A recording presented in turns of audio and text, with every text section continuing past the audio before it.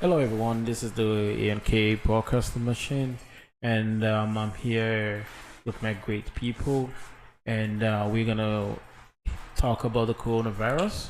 I have Mr. William with me here, and Aiden and Mr. Penner.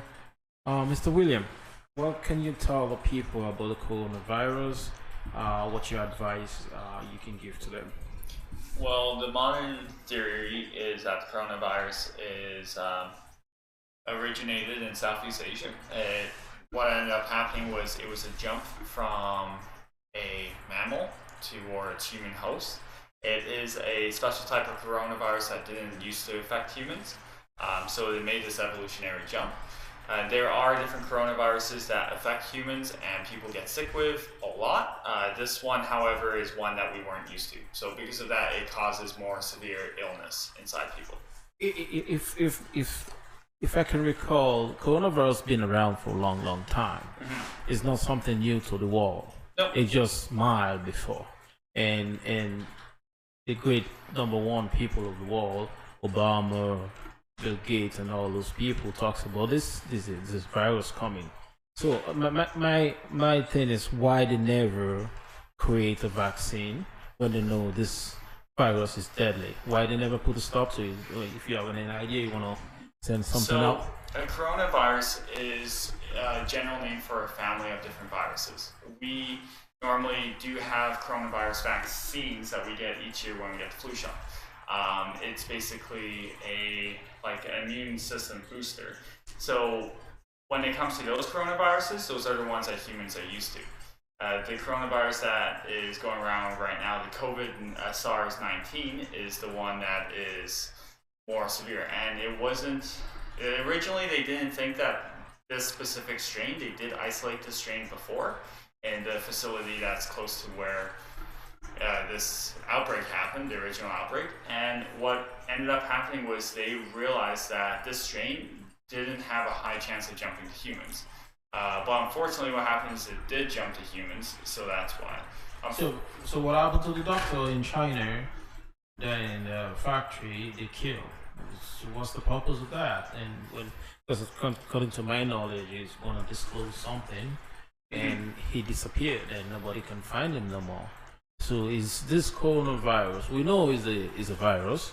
We know it's out there for a long time, but the way they're escalating the thing, I don't think. It's my personal opinion. I don't think that's the way it is, because we can see out there most people, most old folks dying, and it attack few young people, and but there's not too much death of young people. So my question is, so,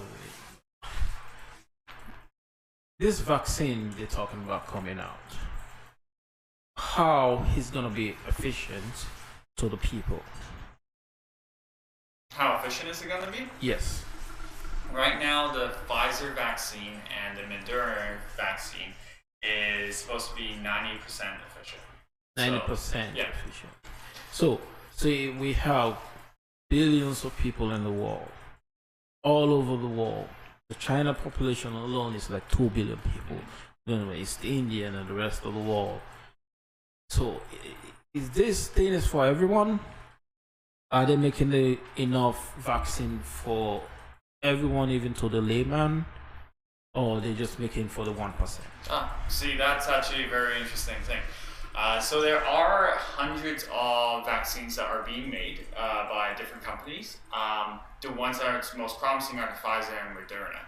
Those ones are the ones that are going to be going to most first world countries for the first round. And then the hope is that all of the other vaccines that are being made get approval and get sent to different places that can't afford it. And there is a huge push by Bill Gates for basically money for different vaccines to be researched, developed, and go to the different countries that can't afford to have a vaccine. And the Bill Gates Foundation isn't actually making any profit on it, so it's a 100% charity case where they are trying to make sure that all the rest of the world get this vaccination, not just North America. Yeah, that's true. But according to this vaccine coming out, some people have a different knowledge about the vaccine. Some people are scared to take the vaccine Yes. because of the thing is like is they're gonna try to control the world through this vaccine. Is gonna be like some microchips on it to control human being. So, what's your sense? Make sense of that? What do you think about this? I think that it is. A lot of people are scared of vaccines, and they, like you said, think that it's microchips and different things. But I think that it's generally a little bit of nonsense when people are scared of microchips, because if we really have a microchip in the vaccine to track people, it would be a big waste of time, because our cell phones track pretty much everything we do. Facebook, when you sign in and you install a Facebook app, they can track your location, they can track different things. Most of our stuff that we do now is being tracked already by social media, by technology, different things like that. So that's where I feel on that. The real worry now with, and the reason why Pfizer and Moderna, I think, were being held off on having FDA approval in the United States, was because originally most vaccines come from a dead piece of the virus, and they inject it inside someone, and then they build an immunity to it. The Moderna and Pfizer vaccine is basically instead of them injecting dead piece of the virus or like a different part of it, they're isolating a specific gene sequence and then putting it into your body. Your body is then going to build its own version of what they think the virus is, and then kill it and find it with the antibodies. So it's a new vaccine, like procedure and way of doing it that hasn't been done before, and because of that, there's a little bit of worry, because this is the first ever vaccines that uses the mRNA.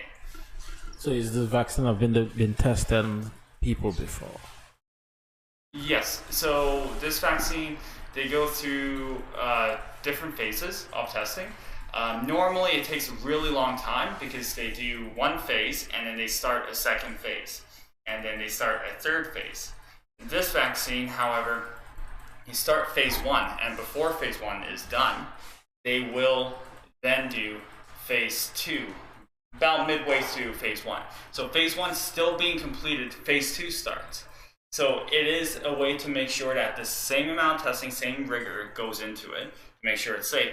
But at the same time, it kind of puts the people who are being tested more at risk, because they don't have the complete data of phase 1 before they start phase 2.